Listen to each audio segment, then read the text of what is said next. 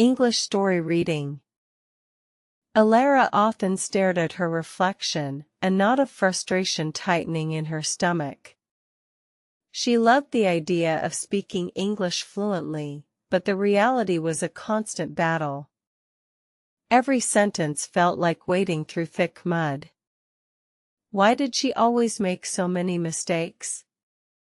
Her confidence plummeted with each attempt, feeling utterly defeated daily.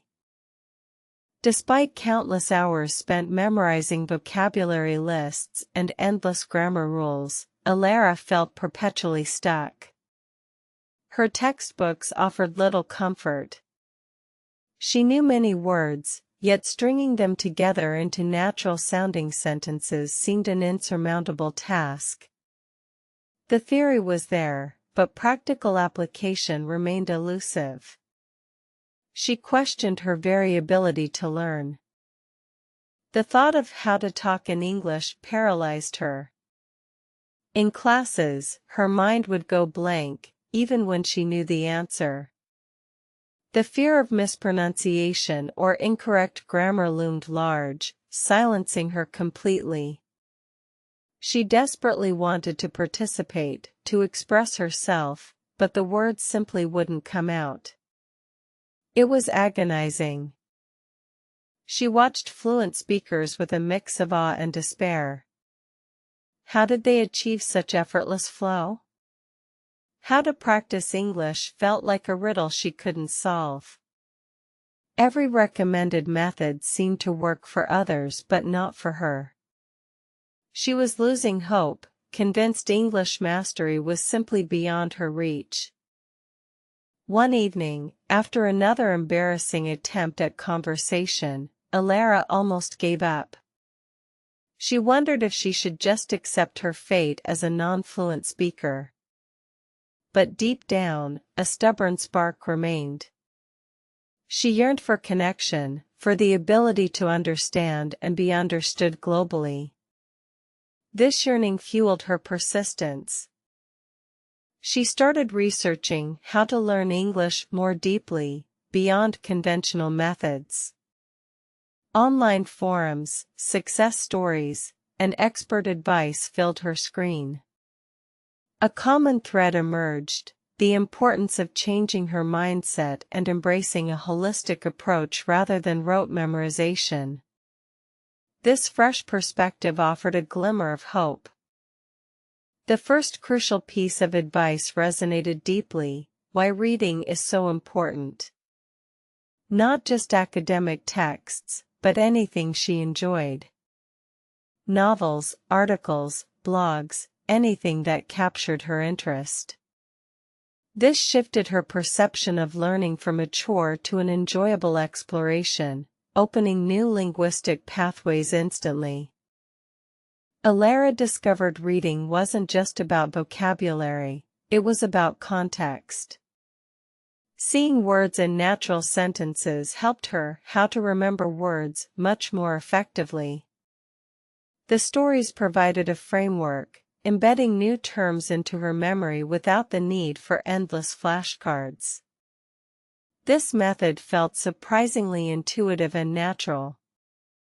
She started with simple young adult novels, gradually moving to more complex genres. Her comprehension slowly but surely improved. The sheer volume of exposure to natural English grammar and sentence structure subtly trained her brain. Reading became a cherished daily ritual, a peaceful escape into new worlds and words. Next came how to improve your listening skills. Elara initially found listening even harder than reading. Spoken English seemed too fast, too blurry, with words running into each other. She struggled to differentiate sounds and grasp the overall meaning. It felt like an overwhelming, chaotic symphony of noise. She began by listening passively to podcasts and YouTube videos while doing chores. Soon, she transitioned to active listening, pausing, replaying, and even shadowing speakers. This deliberate practice trained her ear to pick up nuances, intonation, and rhythm. She started recognizing words she knew from reading, connecting the two skills. Movies and TV shows with English subtitles, then without, became her entertainment and her classroom. The visual cues helped immensely with understanding context and idiomatic expressions. Slowly, the chaotic symphony began to transform into discernible melodies. Her listening comprehension steadily improved, boosting her overall confidence. But the biggest monster remained English talking practice. Elara still dreaded speaking. She knew deep down that passive learning wasn't enough, active production was essential. The gap between understanding and speaking felt like a chasm. How could she bridge this terrifying divide and finally unleash her voice confidently? A mentor advised her, "Embrace your mistakes. They are not failures, but stepping stones." This simple shift in perspective was revolutionary. Elara realized her fear of imperfection was holding her back more than any grammatical error ever could. Mistakes became data points, not reasons for self-criticism. She started small. Talking to herself in the mirror, describing her day, narrating her actions. It felt awkward at first, but it built muscle memory for her mouth and tongue.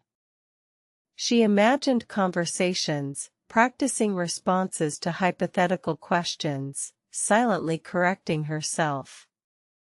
This simple habit paved the way. Next, she used her phone to record herself. Listening back was often cringe-worthy, highlighting pronunciation errors and awkward phrasing. But it was incredibly insightful. She could pinpoint specific areas needing improvement and track her progress over time. This self-assessment became an invaluable part of her English talking practice. Then came finding a language exchange partner online. The initial conversations were terrifying, filled with pauses and stammered words. But her partner was patient and encouraging. This real-time interaction was invaluable, forcing her to think on her feet and respond spontaneously, building genuine conversational fluency gradually. Elara learned to prioritize fluency over perfection. It was okay to make grammatical errors as long as her message was clear. The goal was communication, not flawless academic English. This mindset significantly reduced the pressure, making speaking enjoyable rather than a nerve-wracking performance for potential critics. Readdressing how to remember words, she started using new vocabulary immediately in conversation or writing. She connected new words to existing knowledge, forming mental images or stories. Spaced repetition flashcard apps became helpful allies for reviewing. Active recall solidified her growing lexicon efficiently and effectively. Consistency was key. Even 10 minutes of focused practice daily was more effective than a sporadic, long session. How to learn English was a marathon, not a sprint. She integrated English into her daily life, from switching her phone language to listening to English news. Immersion became her lifestyle. Slowly, almost imperceptibly at first, Elara noticed a change. The words flowed more easily. Her listening felt sharper. Reading wasn't a chore, it was a pleasure. The frustrating knot in her stomach began to loosen, replaced by a quiet sense of achievement and growing confidence in her abilities. The biggest revelation was realizing why I always make mistakes was an essential part of the learning process. Each error was a lesson learned, a boundary pushed. They weren't signs of failure, but markers of effort and growth. Embracing them accelerated her progress significantly. This newfound perspective was truly liberating. Elara found that truly understanding a mistake meant analyzing it, not just correcting it. Why did she say "goed" instead of "went"? It led her to review irregular verbs. This active reflection on errors made her learning deeper and more permanent. Each stumble provided invaluable insights into language mechanics. Her "How to Practice English" evolved from rigid exercises to spontaneous engagement. She joined an online book club, discussing novels in English. She started following English-speaking YouTubers whose content genuinely interested her. Learning became synonymous with enjoyment, making practice feel less like work and more like play. How to Talk in English transformed from a source of terror to a source of excitement. She found herself initiating conversations, even with strangers, asking for directions or making small talk. The more she spoke, the more confident she became. Each successful interaction fueled her desire to speak even more. Her English talking practice wasn't just about grammar or vocabulary anymore. It was about conveying personality, sharing ideas, and forming connections. The language became a tool for self-expression, not just a set of rules. This human element made the entire process incredibly rewarding and deeply personal. She realized how to learn English effectively meant integrating all skills. Reading fed her vocabulary for speaking and listening. Listening improved her pronunciation for speaking and helped her understand reading context. Speaking forced her to apply everything she learned, solidifying knowledge. All components reinforced each other powerfully.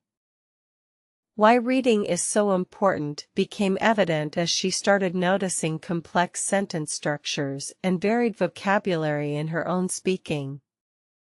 Reading exposed her to authentic language use, which she then unconsciously adopted.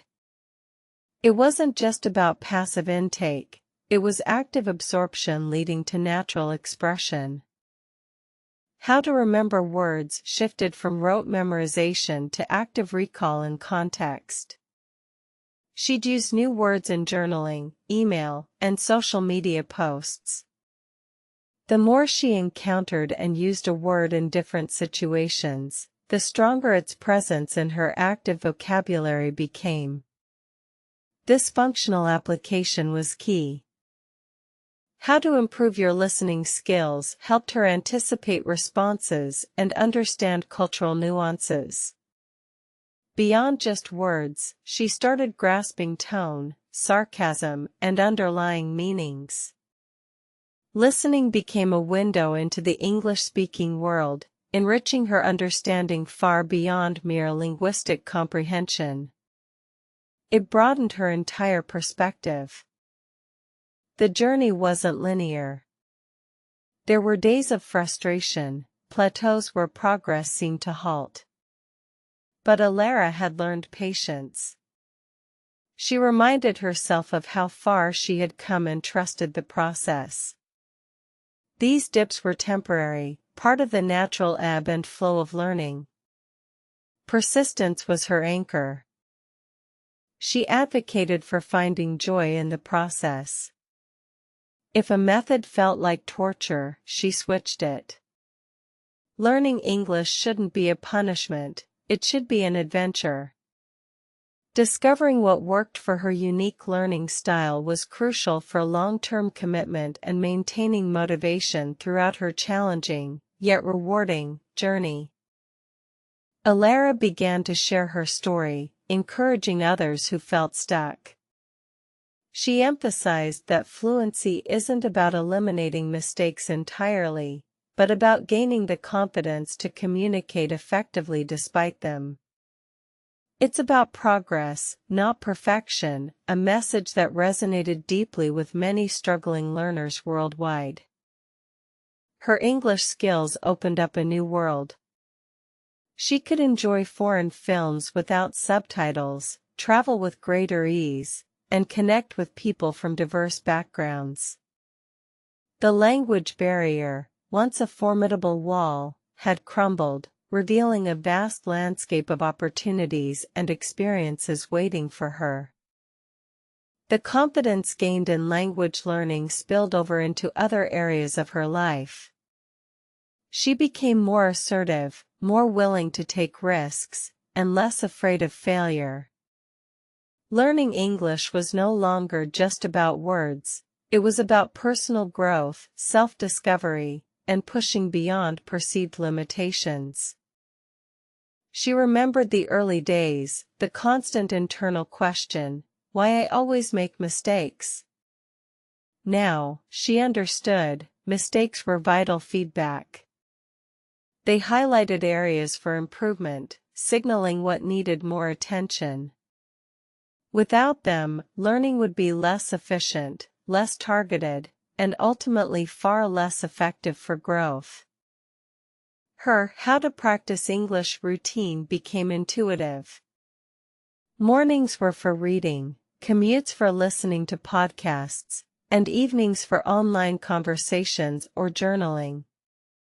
English wasn't a separate subject, it was woven into the fabric of her daily existence, making practice effortless and continuous, fostering organic growth. How to talk in English became a joy. She joined local English-speaking meetups, discussing everything from current events to hobbies. The fear of judgment had vanished, replaced by genuine curiosity and a desire to connect. Each conversation was a chance to learn and to share her unique perspective. Her English talking practice wasn't confined to formal lessons. She'd narrate her cooking, sing along to English songs, even argue playfully with herself in English about minor decisions. The language became a living, breathing part of her inner monologue, constantly reinforced and actively utilized, becoming truly natural. How to learn English for Elara became an ongoing adventure. There was always more vocabulary to acquire, new idioms to understand, and cultural nuances to appreciate. But the initial overwhelming feeling was replaced by excitement for continuous discovery.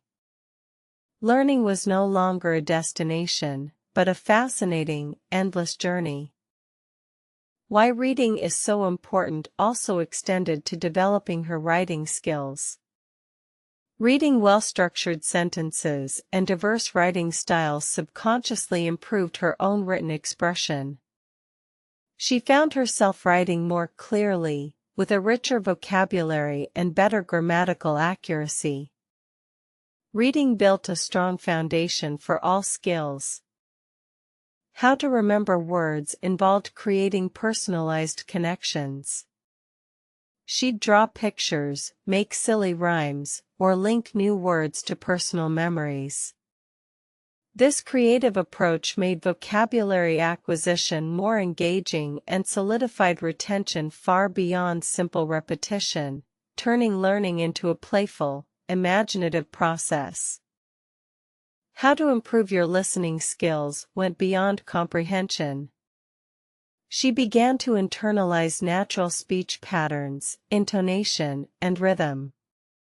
This improved her own speaking fluency, making her sound more native-like. Listening became a powerful tool for developing authentic pronunciation and conversational flow, truly transforming her speech. The transformation was profound. Elara, once timid and frustrated, now conversed confidently in English, her voice clear and articulate. She no longer feared English talking practice, she sought it out. Her journey was a testament to the power of perseverance and strategic, integrated learning methods. She often reflected on the initial despair, why I always make mistakes, and how that question had evolved. Now, mistakes were simply part of the fascinating, intricate dance of language acquisition. They were guideposts on her path to greater understanding, not roadblocks holding her back. Her experience taught her that how to practice English is deeply personal. What worked for one person might not work for another. The key was experimentation, finding what resonated, and then committing to it consistently. It was about building a personalized learning ecosystem tailored to her unique needs. The phrase, "how to talk in English," no longer invoked panic. Instead, it evoked readiness. She understood that authentic communication was about connection, not perfection. Her journey emphasized that true fluency stems from confidence, curiosity, and the courage to simply open your mouth and speak. Her advice to others struggling with how to learn English was always the same: start small, stay consistent, and be kind to yourself. Celebrate every tiny victory. Don't chase perfection, chase progress. Enjoy the process, and the results will naturally follow. It's a journey worth embarking upon.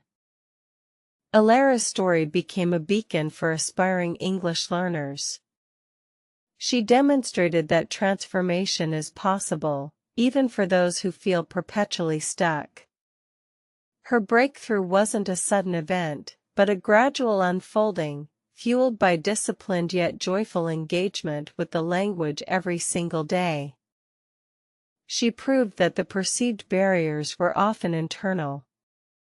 The fear of mistakes, the comparison to others, the pressure for instant perfection, these were the real obstacles. Once she addressed these mental blocks, her English talking practice soared effortlessly and naturally.